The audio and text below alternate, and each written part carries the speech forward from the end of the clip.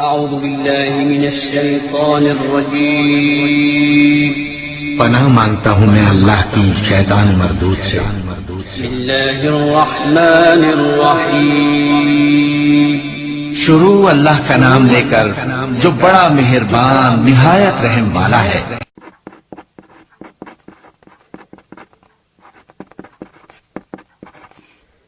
ناظرین، بابا گرو نانک پنجاب میں تلونڈی نامی گاؤں جسے اب ننکانہ صاحب کہا جاتا ہے میں 1469 میں پیدا ہوئے۔ آپ کے والد مہتا کالو پٹواری تھے اور والدہ ترپتا، دونوں ہی نیک اور پارسا ہندو تھے۔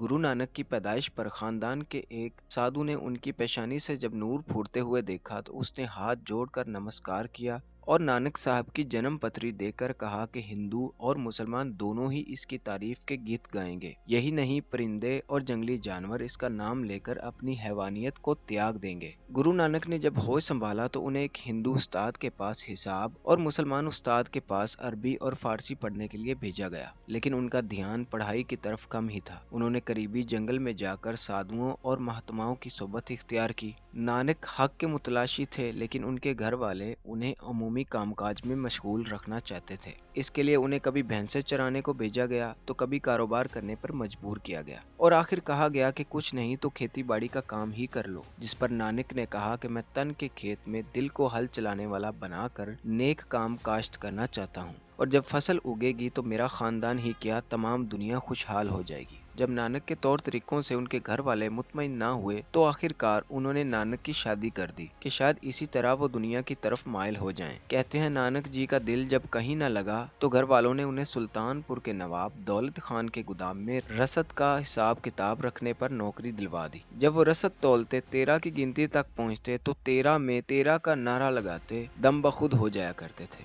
نانک دل کھول کر گودام کا مال غریبوں میں بانٹنے لگے۔ جب نواب صاحب سے شکایت کی گئی کہ نانک آپ کا مال لٹا رہا ہے تو انہوں نے گودام کا حساب کتاب دوبارہ لگوایا، لیکن تمام اجناس پوری نکلی۔ ایک دن نانک قریبی ندی میں نہانے نکلے اور 3 دن تک ندی کے اندر غائب رہے۔ کہا جاتا ہے کہ یہیں نانک کو خدا کا وصال ہوا اور خدا نے انہیں ایک پیالہ عنایت کیا اور کہا کہ اسے خود بھی پیو اور دنیا کو بھی پلاؤ، جو تمہارا نام لے گا اس کا شعور بیدار ہو جائے گا۔ جب وہ ندی سے نکلے تو ان کے لبوں پر ایک انوکھا نعرہ تھا، نہ کوئی ہندو نہ کوئی مسلمان۔ شہر میں ایک ہنگامہ برپا ہو گیا کہ یہ کون ہے جو مسلمانوں کی حکومت میں اور ہندوؤں کے شہر میں دونوں کی توہین کر رہا ہے۔ قاضی نے ان کو طلب کیا اور پوچھا، نانک تم کہتے ہو کہ یہاں نہ کوئی ہندو دکھائی دیتا ہے اور نہ مسلمان، تو پھر تم کون ہو؟ نانک نے جواب دیا، اگر میں اپنے آپ کو ہندو کہتا ہوں تو وہ مجھے مار دیں گے، مگر میں مسلمان بھی نہیں ہوں، میں 5 عناصر کا بنا ہوا پتلا ہوں اور نانک میرا نام ہے۔ قاضی نے کہا، ہو سکتا ہے کہ ہندو اپنے مذہب کو چھوڑ چکے ہوں، مگر ہم تو 5 نمازیں ادا کرتے ہیں اور وہ بھی خدا کے حضور میں کھڑے ہو کر۔ تم کیا جانو ان میں کیا راز پوشیدہ ہے، اور ہم اس کے صلے میں خدا کی راہ میں بخشے جائیں گے۔ جس پر نانک نے جواب دیا کہ میں دن میں 5 وقت کی نماز ادا کرتا ہوں، ایک سچ کی، دوسری حق حلال کمائی کی، تیسری خدا کے فضل و کرم کی، چوتھی نیت اور ایمانداری کی، اور 5ویں خدا کی حقیقی یاد کی۔ ان سے عظیم تر کوئی نماز نہیں ہو سکتی۔ قاضی نے کہا، میرے ساتھ نماز پڑھ کے دیکھو، تمہیں خود ہی فرق معلوم ہو جائے گا۔ نانک صاحب نے کہا، مجھے منظور ہے۔ جب قاضی نماز کے لیے کھڑے ہوئے تو نانک ایک طرف کھڑے ہو کر مسکرانے لگے۔ جب نماز ختم ہوئی تو قاضی نے نواب سلطان پور سے شکایت کر دی کہ جب ہم نماز ادا کر رہے تھے تو نانک ہم پر ہنس رہا تھا۔ نانک نے کہا، نواب صاحب جب قاضی نماز ادا کر رہے تھے تو ان کا دھیان اپنی گھوڑی کی طرف تھا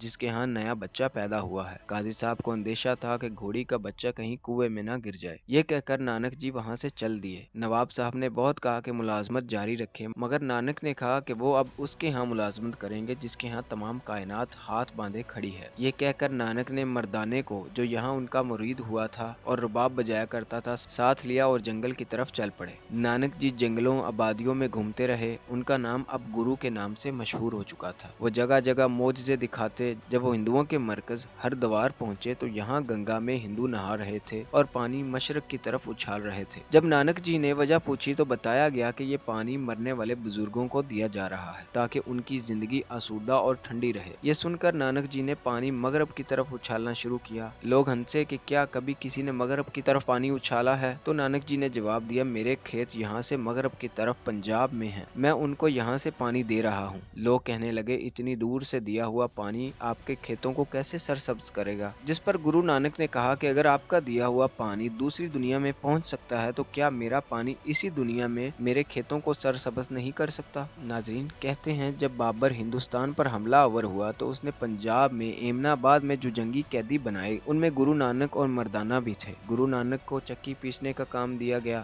بابا جی بلند آواز میں کلمات حق کہتے اور بخوشی اپنا کام کرتے۔ جب یہ خبر بابر کو ملی کہ ایک فقیر اپنی سزا بھگتتے ہوئے خوشی اور احسان مندی کے ساتھ ناچتا ہے تو بابر نے کہا کہ میں ایسے فقیر کا دیدار کرنا چاہتا ہوں۔ جب بابا گرو نانک کو پیش کیا گیا تو بابر نے کہا کہ میں نے بے خبری میں اللہ کے ولی کو دکھ پہنچایا ہے، میں اس کی معافی مانگتا ہوں۔ میں نے لودھی خاندان کے مظالم سے لوگوں کو نجات دلانے کے لیے ہندوستان پر حملہ کیا ہے۔ گرو نانک نے جواب دیا کہ اگر آپ نے بھی رعایا پر ظلم کیا تو آپ کا بھی یہی انجام ہوگا، جس پر بابر نے کہا کہ میں وعدہ کرتا ہوں کہ میں معصوموں کو کبھی نہیں ستاؤں گا۔ گرو نانک نے کہا خدا تمہارا راستہ روشن اور منور کرے۔ یہ کہہ کر وہ وہاں سے چل دیے۔ گرو نانک نے مکہ، مدینہ اور بغداد کا بھی سفر کیا۔ اس سفر میں بھی مردانہ ان کے ساتھ تھا۔ جب وہ تھکے ماند رات کو مکہ پہنچے تو رات کو سوتے وقت انہوں نے اپنے پاؤں خانہ کعبہ کی طرف پھیلا دیے۔ وہاں ایک مولوی نے ان کو ٹھوکر مار کر جگایا اور کہا کہ اے کافر، تو حج کرنے آیا ہے اور تجھے اتنا بھی نہیں پتا کہ تو نے خانہ خدا کی طرف ٹانگیں پھیلا رکھی ہیں؟ گرو جی نے بڑے سکون سے جواب دیا، حضور جس طرف خانہ خدا نہ ہو میری ٹانگیں اس طرف کر دیجیے۔ مولوی جس طرف گرو نانک کی ٹانگیں گھماتا اسی طرف خدا کا جلوہ نظر آتا، جس پر وہ مولوی چلانے لگا کہ اللہ اللہ، ہندوستان سے کوئی خدا کا بزرگ آیا ہے جو لوگوں کو خدا کا دیدار کرا دیتا ہے۔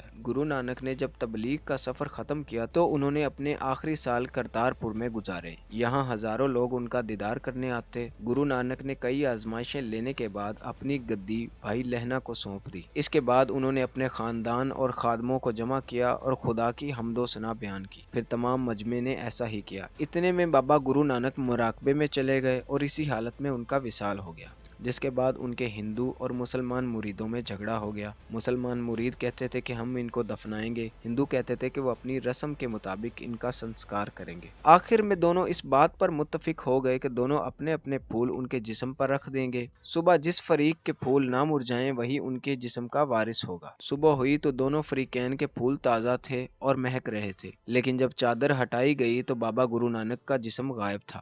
گرو نانک کی تعلیمات سکھوں کی متبرک کتاب گرو گرنتھ میں موجود ہیں۔ یہاں ان کی 974 منظوم نظمیں موجود ہیں۔